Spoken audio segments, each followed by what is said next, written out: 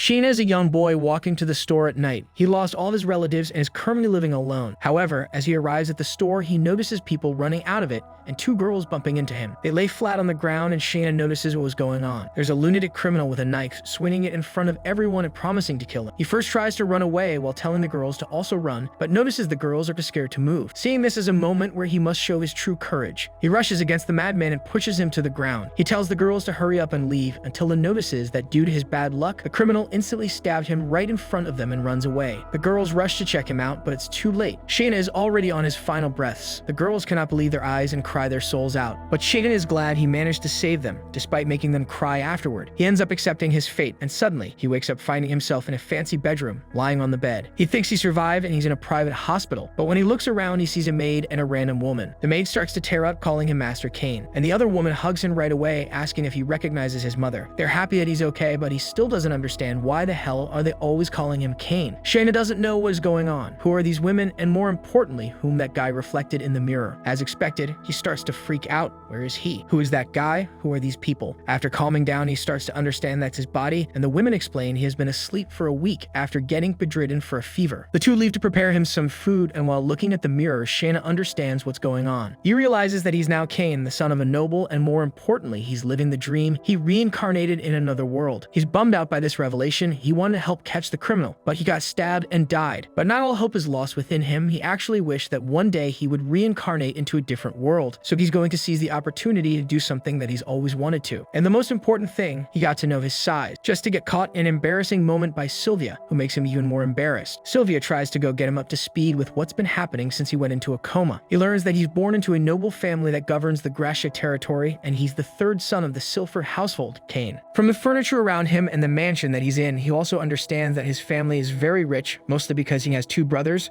one sister, and one stepmother. She explains all of the territory thing, the forest of monsters, adventurers, and everything else. He gets excited to have died in his old life. Sylvia tells him that he could become a wizard when he grows up and get rid of the monsters. He's so excited that he wants to try magic immediately, but Sylvia tells him people can only use magic after they turn 5, so he needs to wait 2 more years. When he turns 5, he must go to the temple and get a blessing from God to finally use it. But he's way too excited to wait 2 years to try magic. He wants to do magic right away, so he wants to find a way soon. So first, he must learn the basics like how to write and do math. A simple task for him because he was a high schooler. His parents start to think that's strange because he changed a lot since he woke up. He freaks out but explains he was simply doing his best to learn. And that's when his father reveals that since he's the third son, he's literally doomed. He has no rights when it comes to the heirloom. Kane takes this opportunity to then ask for books about magic and the world. His sister doesn't like it because he can't use magic until he simply starts using it without people noticing it. His sister almost caught him doing magic, but luckily, she didn't see anything. But nevertheless, he cannot lower his guard because she has a little brother complex. She teaches him about the world, history, and magic, revealing their kingdom was formed by a random guy whose name is also Japanese. She explains about all the races, elves, dwarves, beast folk. He's literally living the dream. Kane thinks that he wants to go to the outside world, and he thinks that he can't wait for his baptism. 2 years then pass by, and it's finally time for Kane to be baptized. Kane gets dressed for his baptism, and they leave for the church. Kane can finally see the outside world, and he asks Rain what it's like to be bestowed with status. Magic Rain shows him her status, and he notices that her sister has the title called Adora of Kane, and he wonders what it means. She quickly hides it, and Kane pretends like he didn't see it. Sarah then mentions that Rain was granted a level 2 protection from the god of magic, and Kane wonders what that means. Garm explains that magic protections are attainable in level 1 to 5, and the higher the lever, the higher will be the user's natural talent. Sarah mentions that protections are given by God, and they then arrive at the church. Garm explains that the church worships the 7 pillar gods, and today they will be informing the gods that Kane has reached 5 years of age. Kane then prays to the gods, and the priest asks the gods to bestow Kane with their blessing. A light then shines from behind the statues of the gods, and Kane meets the gods in his mental plane. Kane then wonders where he is, and the gods tell him that he is in the world of the 7 gods. The god of creation then introduces himself as Senem, and he tells Rhyme, the god of death and rebirth,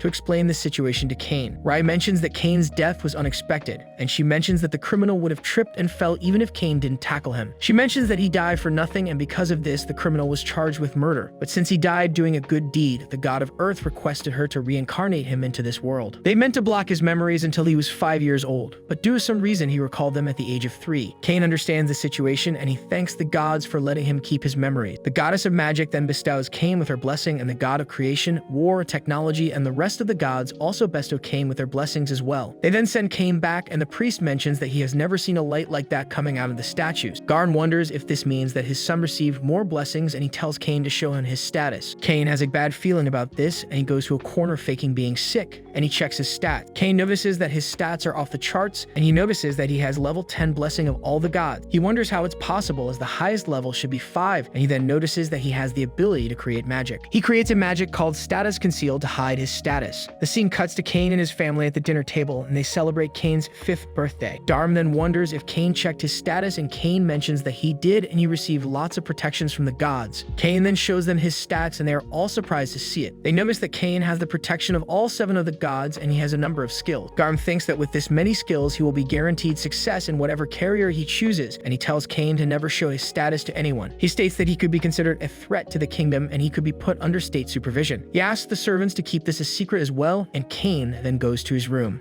Cain then notices a book on summoning magic, and he goes outside and tries to summon something fluffy and cute, but he ends up summoning a monster instead, and his sister and her friend then comes there. The monster tries to hurt them, and Cain tries to protect them with his magic, but it doesn't work, and the monster punches Cain. Cain then uses summoning magic to send the monster back, and he falls to the ground. The girls are worried about him, and they ask him if he is alright. Cain then thinks that he made people cry again, and he wonders if he is going to die once more. Cain then notices that he is alright, and the girls are glad. Cain then thinks that this time he was able to make people smile, and he thinks that in this life he can use his powers to make people smile. The scene changes to Cain's debut ceremony, and he thanks everyone for attending it. Garm then asks Cain what he would like to be in the future, and Cain mentions that he wants to be an adventurer who can protect people's smiles.